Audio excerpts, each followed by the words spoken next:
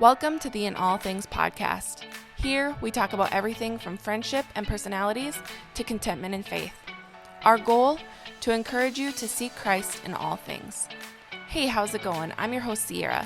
Let's imagine you're in my living room and dive into real conversation. There is something that I've been wanting to talk about for a while because it is so prevalent in our world today. It is dictating how we all see the world and how we see others, and it's determining how we live our everyday life. And it's fear. This has been on my mind for a while now, to be exact, a little over a year, because this past year has been covered with fear all over the place. And to be honest, it's been really discouraging for me to see. And I don't say that because I approach the world with absolutely no fear, because trust me, that is definitely not the case. But I feel like the fear is so obvious and in our faces right now, and it makes me so sad that by the masses, we all seem to have fallen prey to fear. And as a society, I feel like we are quite literally living in fear right now. Now, I know this can be a big topic and it really can be touchy or sensitive, so I want to approach this with love and grace while still offering biblical truths. There have been many times over the past year that one particular verse kept coming to my mind over and over and over, and it's from 2 Timothy 1:7. It says, "For God has not given us a spirit of fear, but of power and of love and of a sound mind." Power, love, and a sound mind. I thought about what that means for us as believers. First of all, it's very clear. God has not given us a spirit of fear. Fear does not come from the Lord. And if it doesn't come from the Lord, well, then it's coming from the enemy. So we can know that right off the bat. But the next part of that verse says what God does give us as an alternative to fear. He gives us power to overcome it. He gives us a love to drive it out. And he gives us a sound mind to be discerning. So as I talk about this, I'm going to bring up a controversial subject. Okay, so stick with me. But this is going to be an example because every single person who listens to this is going to be able to probably relate on some level. And that is COVID. So a little over a year ago now, we were told that the coronavirus was in the United States and it was killing so many people. And ever since then, we have been told that we need to social distance and wear a mask and not be with our friends and family in person and not go to church. We were given a list of do's and don'ts, and we were given a list of every symptom under the sun, that if others around us have those symptoms, then they could kill us. Or if we have symptoms and we are around other people, we could kill them. We have come to live in fear of others, and we have come to live in fear of ourselves. If we have the sniffles one morning, we contact everyone that we know to warn them and to cancel our plans for the next 14 days. Now, if you don't agree with the narrative we've been told and you're not scared of the virus, then maybe you are afraid of the repercussions that will happen if you break the rules that are given. You may be afraid of what others think of you when you say you disagree. Or perhaps you're afraid of a government who controls us. Whatever your stance is with the virus, most likely there is some kind of fear behind that. Now, I'll be honest, I have my very strong opinions surrounding the virus, but I still have wrestled with fear, even though it's not the virus that I'm scared of. And the thing is, the virus is honestly just a universal example. We all face things daily that can put fear in us. Do I fear for my physical safety? Am I scared about finances? Am I afraid that I have no friends? Maybe I'm just concerned for my health in general, or heart disease, for example, runs in the family and we're scared that we are going to have the same issue. Or maybe we're scared of our parents dying. And So many things, like the virus that I just shared about, have two sides. And both sides could have fear trailing behind them. It's just a different kind of fear.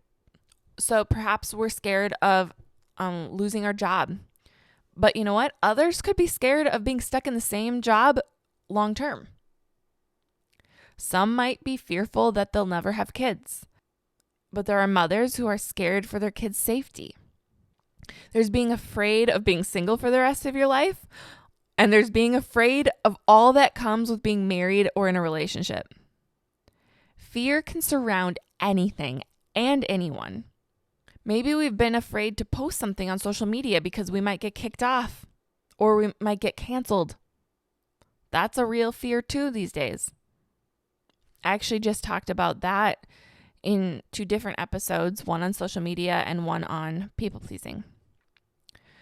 But when we are scared of current or upcoming circumstances, it really only reveals that we lack trust in God.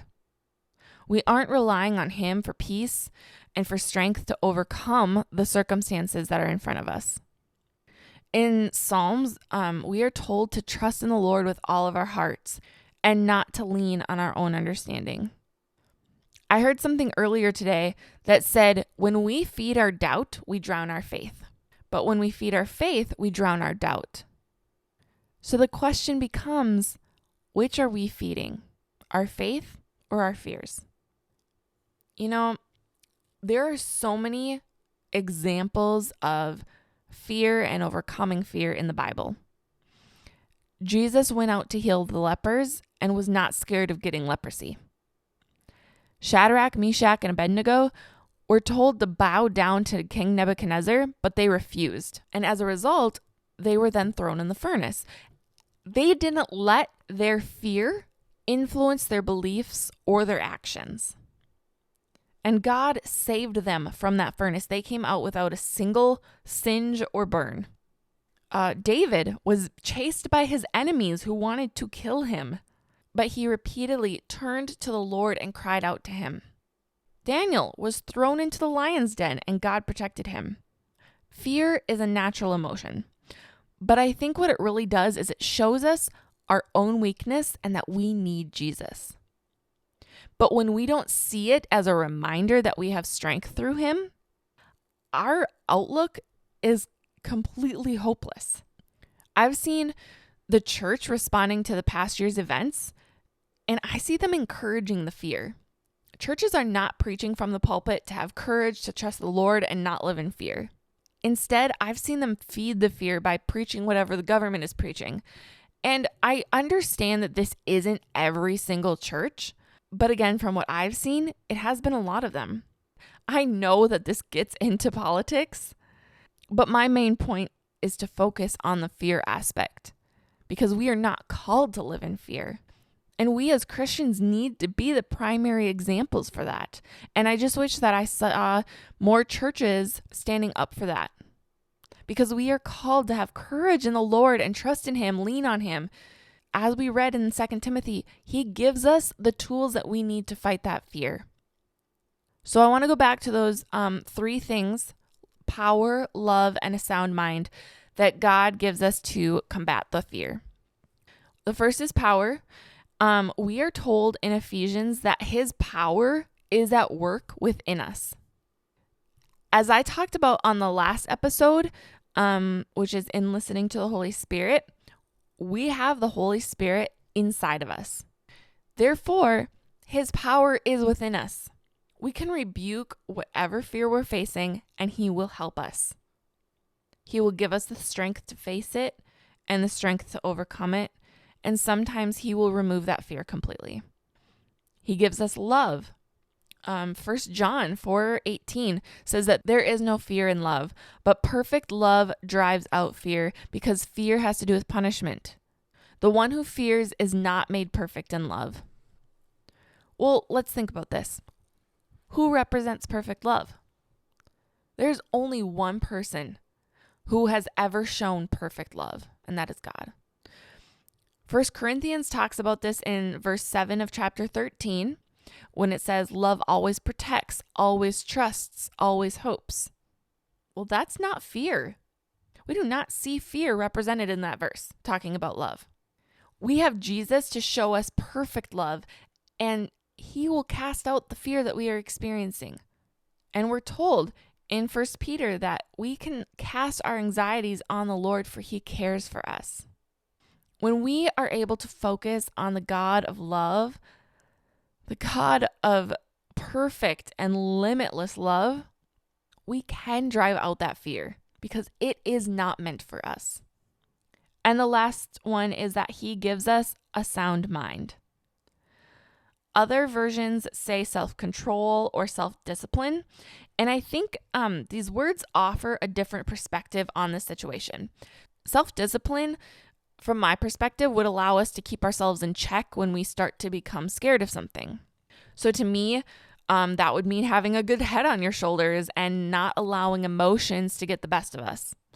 I read a quote recently that said, "Your feelings do not know your future." And I know from my own life, I so often get caught up in my own feelings and my own fear about the future. And so many times that worrying is for nothing. But the words sound mind struck me very differently when thinking about this past year. I don't know how I would have defined it before 2020, but now I see that as discernment. Are we discerning the facts and looking objectively at the situation that we're facing, or are we allowing the surrounding people or environment dictate what we're scared of? So I'm going to use COVID again as an example. Since the beginning of COVID, we have been inundated by so many statistics, many recommendations, tons of rules, and countless so-called facts. But the facts are contradictory to the rules, and the statistics don't match the recommendations. And the recommendations and rules change on a dime when we see a change in leadership. So my point is that I want to encourage you to use your own research and your own discernment to make up your own mind. And I'm going to say it again. This is just a good, recent, universal example, but it really goes for anything. Are we allowing other people's opinions or guilt to influence our fear? Or are we seriously looking objectively at our circumstances? And if we have Jesus, that would be an objective factor to say, no, I will not fear.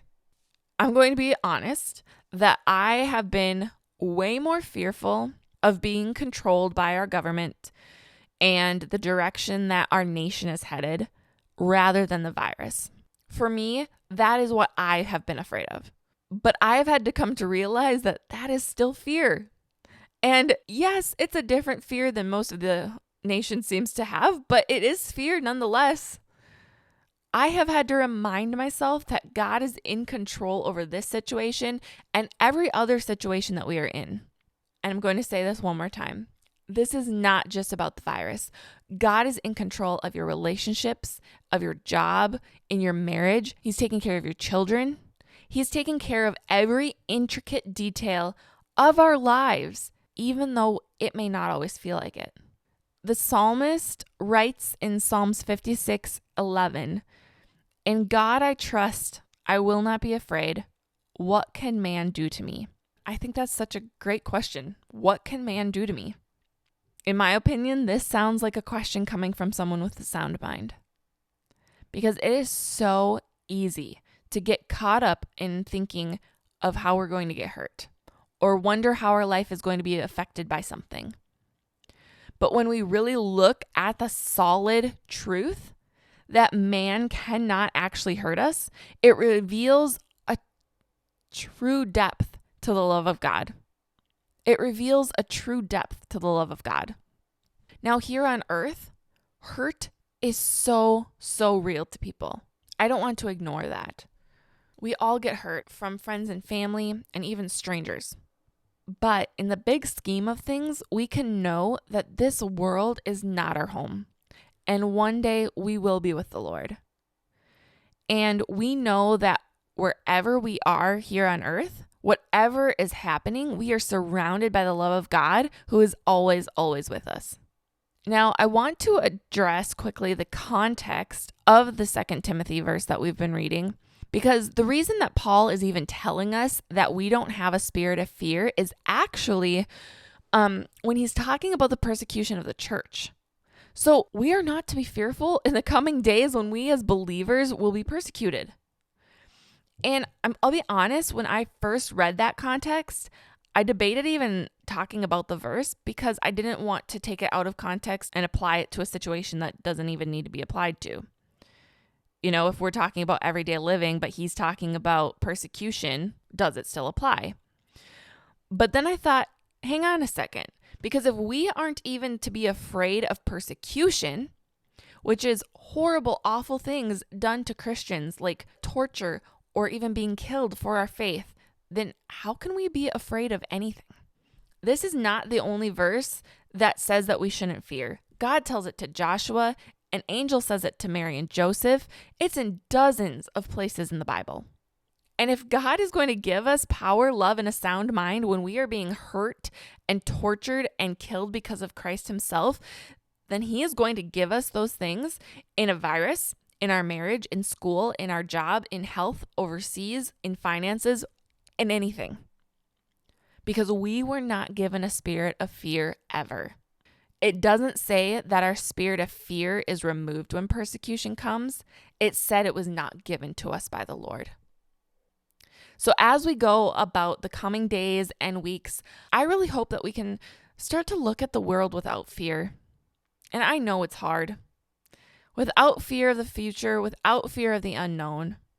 I want to share something that brings me comfort when I start to get anxious about the future of our nation, my future, whatever it may be. Because at the end of the day, I don't know what my life is going to look like tomorrow, right? None of us do. We don't know what next week is going to look like, or in 10 or 30 and 50 years.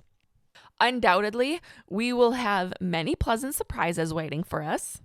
And we will also definitely have some hard trials. And when we approach those trials, I know for sure that I will probably face fear.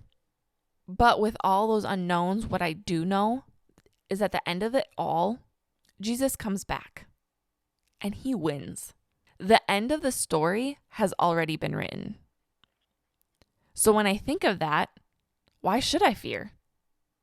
There's nothing to truly fear when we know that Jesus has already won.